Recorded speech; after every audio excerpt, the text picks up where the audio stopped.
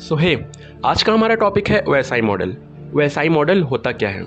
So OSI model is like a guide that helps different computer systems and networks talk to each other. OSI model एक हमारा guiding का काम करता है जो हमें डिफरेंट कंप्यूटर सिस्टम्स को किसी नेटवर्क से हम कैसे कम्युनिकेट कर रहे हैं, कैसे बात कर रहे हैं, कैसे डेटा को शेयर कर रहे हैं वो बताता है। OSI मॉडल में हमारा कम्युनिकेशन प्रोसेस जो होता है वो 7 सिंपल स्टेप्स में डिवाइड होता है जिनको हम लोग लेयर्स भी कहते हैं। OSI का फुल फॉर्म होता है ओपन सिस्टम इंटरकनेक्शन। जैसा इसको देखकर लग रहा है ओपन सिस्टम इंटरकनेक्शन यानी आपस में कैसे हम डिवाइसेस को कनेक्ट कर रहे हैं वो हम OSI मॉडल में देखते हैं। इसको डेवलप किया था ISO जिसको हम लोग कहते हैं इंटरनेशनल ऑर्गेनाइजेशन फॉर स्टैंडर्डाइजेशन ने इन द ईयर ऑफ 1984 में ISO ने open system interconnection OSI model को डेवलप किया था। इसके कुछ 2 पॉइंट्स हैं जिनको हम लोग को गौर करना पड़ेगा, जिनको हम लोग को अच्छे से याद कर लेना होगा कि it is a 7 layer architecture. ये एक 7 लेयर का आर्किटेक्चर होता है एंड हर अपनी अपनी लेयर की एक स्पेसिफिक फंक्शनैलिटीज़ होती है, अपना अपना एक फंक्शन होता है। All the 7 layer work collaboratively to transmit the data from one network to another network across the globe. जितने भी हमारे लेयर्स हैं, ये 7 लेयर्स हैं, वो आपस में मिल के काम करते हैं एक नेटवर्क से दूसरे नेटवर्क में कोई भी डेटा को ट्रांसमिट करने के लिए, कोई भी डेटा को शेयर या रिसीव करने के लिए ऑल ओवर द वर्ल्ड। सो अब OSI मॉडल हमारा होता क्या है, आइए उसको देख लेते हैं। सो ये हमारा OSI मॉडल है जिसमें हमारे कुछ 7 फेस लेयर्स आती हैं। यह हमारा OSI मॉडल होता है। सो सेंडर एक हमारा सेंडर होता है, एक हमारा रिसीवर होता है। इसको ध्यान से समझिएगा। इसमें हमारी 7 लेयर्स जो सेंडर की तरफ होती हैं सेम वही लेयर्स हमारी रिसीवर की तरफ होती हैं एंड दोनों का वर्किंग भी सेम होती है। तो सेंडर की तरफ हमारे 7 लेयर्स आती हैं: application layer, presentation layer, session layer, transport layer, network layer, data link layer and physical layer. So जो स्टार्टिंग की हमारी 3 लेयर्स होती हैं जिनको हम लोग application, presentation and session layer कहते हैं, उनको हम लोग सॉफ्टवेयर लेयर भी कहते हैं। जो हमारी लास्ट की 3 लेयर्स होती हैं network, data link and physical, इनको हम लोग हार्डवेयर लेयर कहते हैं। एंड इन दोनों लेयर्स को जोड़ने का काम हमारा ट्रांसपोर्ट लेयर करता है जिसको हम लोग heart of the OSI model भी कहते हैं। सो अब इनकी वर्किंग क्या होती है, ये काम कैसे करते हैं, चलिए वो देख लेते हैं। मान लीजिए सेंडर की तरफ से हमने कोई डेटा भेजा, वो हमारा एप्लीकेशन लेयर में आया। एप्लीकेशन लेयर क्या करता है, उस डेटा को एक इंटरफेस प्रोवाइड करता है, एक ऐसा इंटरफेस जिसमें हम कोई भी डेटा को सेंड कर सकें या रिसीव कर सकें। फॉर एग्जांपल आपका व्हाट्सएप, आप किसी को अगर मैसेज शेयर करते हो तो व्हाट्सएप क्या करता है, एप्लीकेशन है एक व्हाट्सएप जो हमें एक इंटरफेस प्रोवाइड करता है किसी भी डेटा को शेयर करने के लिए या किसी भी डेटा को रिसीव करने के लिए। सो एप्लीकेशन लेयर में जनरली यही काम होता है, ये हमें एक इंटरफेस प्रोवाइड करता है अपने वर्क को परफॉर्म करने के लिए। अब हमारा डेटा एप्लीकेशन लेयर से होता हुआ प्रेजेंटेशन लेयर में आता है। प्रेजेंटेशन लेयर में क्या होता है, मान लीजिए सेंडर ने इंग्लिश में कोई डेटा को शेयर किया, बट रिसीवर को तो इंग्लिश आती ही नहीं थी, उसको फ्रेंच आती थी या हिंदी आती थी या कोई दूसरी लैंग्वेज आती थी। तो प्रेजेंटेशन लेयर में क्या होता है, वो डेटा को जो इंग्लिश में था उसको चेंज करके जो रिसीवर को लैंग्वेज आती है उसमें वो चेंज कर देता है। या सबसे बड़ा काम प्रेजेंटेशन लेयर में होता है सिक्योरिटी प्रोवाइड करना, हैकर्स से बचाता है। इंक्रिप्शन और डिक्रिप्शन का वर्क भी प्रेजेंटेशन लेयर में होता है। मान लीजिए सेंडर की तरफ जो प्रेजेंटेशन लेयर है उसमें हमारा डेटा इंक्रिप्ट हो गया एंड वो डेटा ये सर्कल से होता हुआ चलता गया, जब रिसीवर के प्रेजेंटेशन लेयर में पहुंचा तो वहां जाके वो डिक्रिप्ट हो गया। तो ये हमें एक सिक्योरिटी भी प्रोवाइड करता है। अब प्रेजेंटेशन लेयर जो सेंडर की तरफ था उससे हमारा डेटा इंक्रिप्ट हो चुका है, अब वो हमारे सेशन लेयर में पहुंच गया है। सेशन लेयर क्या करता है, एक सेशन स्टार्ट करता है, एक टाइम पीरियड स्टार्ट करता है और कब तक स्टार्ट करता है, जब तक हमारा डेटा रिसीवर तक ना पहुंच जाए।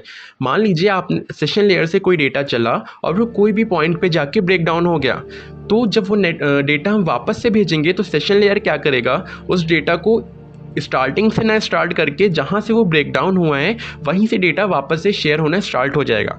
तो सेशन लेयर का यही एक काम होता है, वो एक टाइम पीरियड हमारे स्टार्ट करता है। कब तक स्टार्ट करता है, जब तक वो रिसीवर तक हमारा डेटा ना पहुँच जाए। अब हमारा डेटा जो सेशन लेयर में था वो ट्रांसपोर्ट लेयर में आता है।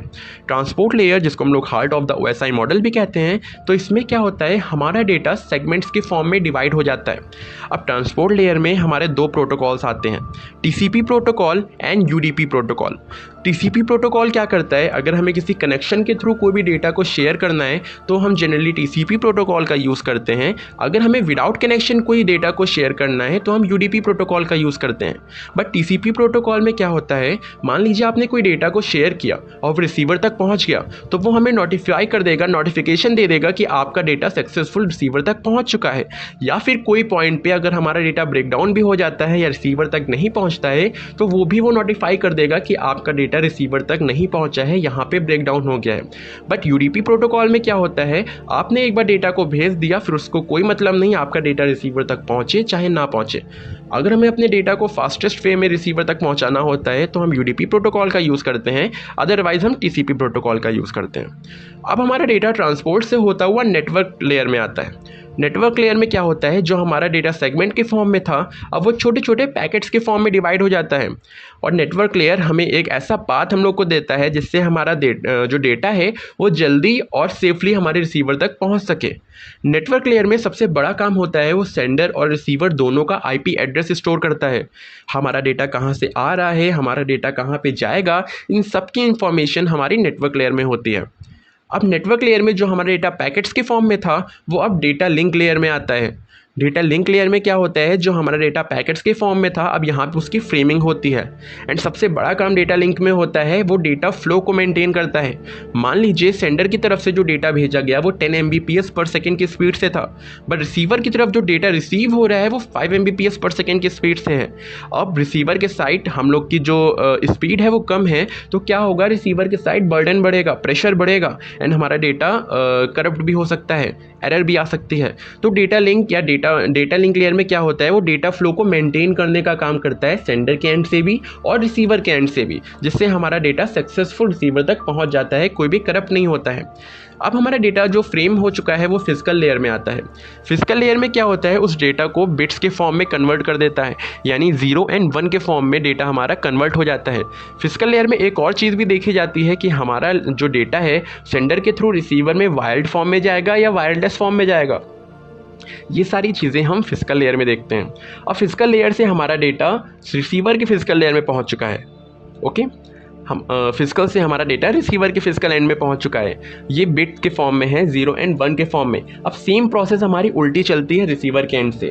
जो हमारा डेटा बिट्स के फॉर्म में था वो डेटा लिंक में आके एक फ्रेम के फॉर्म में हो जाएगा। अब जो फ्रेमिंग के फॉर्म में डेटा हमारा है वो नेटवर्क लेयर में जाके पैकेट्स के फॉर्म में डिवाइड हो जाएगा। अब जब डेटा हमारा पैकेट्स के फॉर्म में डिवाइड हो चुका है वो ट्रांसपोर्ट लेयर में जाके सेगमेंट्स के फॉर्म में डिवाइड हो जाएगा एंड देन वो हमारा सेशन में डेटा पहुँच जाएगा। अब जो हमारा टाइम पीरियड सेंडर की ओर से चल रहा था सेशन से, तो वो अब हमारा यहाँ आके स्टॉप हो जाएगा, क्योंकि रिसीवर के सेशन लेयर तक की हमारा डेटा पहुंच चुका है सक्सेसफुली। अब सेशन लेयर से होते वो प्रेजेंटेशन लेयर में जाएगा, जहाँ पे जो हमारा इंक्रिप्ट डेटा था वो अब हमारा डिक्रिप्ट हो जाएगा। डिक्रिप्शन प्रोसेस यहाँ पे हमारा होता है।